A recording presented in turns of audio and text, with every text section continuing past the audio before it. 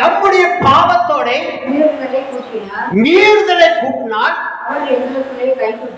அவர் எங்களுக்குள்ளே கைகொட்டி தேவனுக்கு விரோதமாக. ஆமென். பாவத்தை மேற்கொள்ளக்கூடாது, பாவமான சிந்தையை மேற்கொள்ளக்கூடாது. நாங்களும் ஒரு காலத்துல பாவமான சிந்தையில மேற்கொண்டோம். அதெல்லாம் இப்போ என்ன செய்யுது, கர்த்தர் ஜெபிக்க ஜெபிக்க எல்லாம் குறைஞ்சிக்கிட்டே இருக்கு, எல்லாம் குறைவு. இதை குறித்து மனமகிழ்ச்சியாக தான் இருக்க ஒழிஞ்சு இதை குறித்து துக்கப்படலை. ஏன்னு கேட்டால் ஏற்ற நேரம் வரும்போது ஏற்ற மனுஷனா மாத்துறார், ஏற்ற மனுஷனா மாத்துறார், அவருடைய ஊழியக்காரனா மாத்துறார். அந்த பரிசுத்த ஸ்தலத்துக்களாக நம்மளை கொண்டு வர எவ்வளவு பாடுபடுறார் தெரியுமா? நம்மளை பரிசுத்த ஸ்தலத்துக்களை கொண்டு வர எவ்வளவு பாடுபடுறாரு தெரியுமா? நம்ம ஈஸியா பாவம் பண்றோம், பொய் பேசுறோம், கோவப்படுறோம், எல்லாம் செஞ்சுட்டு போயிடுறோம். அவரை உங்களையும் என்னையும் பரிசுத்த ஸ்தலத்துக்களை கொண்டு வர நமக்கு வழி, ஒரே வழி, அடைச்ச வழி நம்மளுடைய பாவம் தான், நம்மளுடைய பாவம் தான். நம்மளை எல்லாம் சொல்ல பாவம் பண்றாங்க, பாவம் சொல்றவங்க சொல்லிக்கிட்டு இருக்கட்டும். நீங்க மனம் திரும்புங்க, பரலோக ராஜ்யம் சமீபமா இருக்கப்பட்ட நீங்க மனம் திரும்புங்க.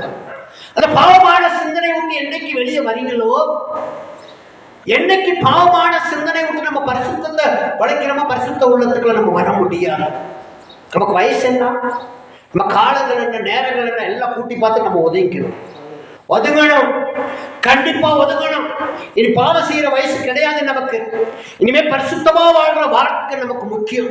இது ஒரு பிள்ளைகளுக்கு ஒரு காரியத்தை சொல்றோம்னா அது ஒரு ஆசீர்வாதமாக நம்மளை மாற்றிக்கொள்ள வேண்டும்.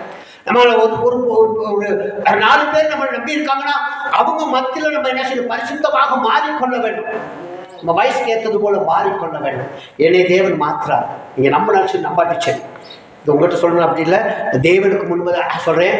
பாவமான என் வாழ்க்கையிலேருந்து என்னை பரிசுத்தமான வாழ்க்கைக்கு மாற்றுறதுக்கு எந்த ஒரு கெட்டனமும் வராதபடி கர்த்தர் மாற்றி இருக்கிறார். உங்களுக்கு ஆண்டவர் செய்வார்.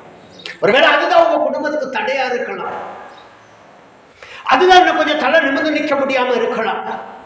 அதனால தான் என் வாழ்க்கை நடக்க முடியலை, அதனால தான் என் வாழ்க்கை இன்னும் அப்படியே இருக்கிறது. என் கையை விட்டு ஒருவேளை நமக்கு இருந்தது எல்லாம் உங்களை விட்டு போகுதுன்னா நம்மளுடைய பரிசுத்த ஸ்தலத்துக்களாக நம்ம அதிகமாக அதில் இருந்தால் மாத்திரமே அது நம்ம கை கொள்ள முடியும்.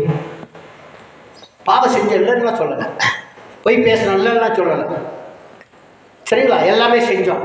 அது எப்போ செஞ்சோம்? தேவனுக்குள்ள இருந்து தெரியாமல் செஞ்சிருக்கோம். இப்போ அந்த முட்டாளுக்கு தேவன் புத்திய மாத்துறார், ஞானங்களை கர்த்தர் கொடுக்கிறார். அவர் என்ன சொல்றாருன்னா,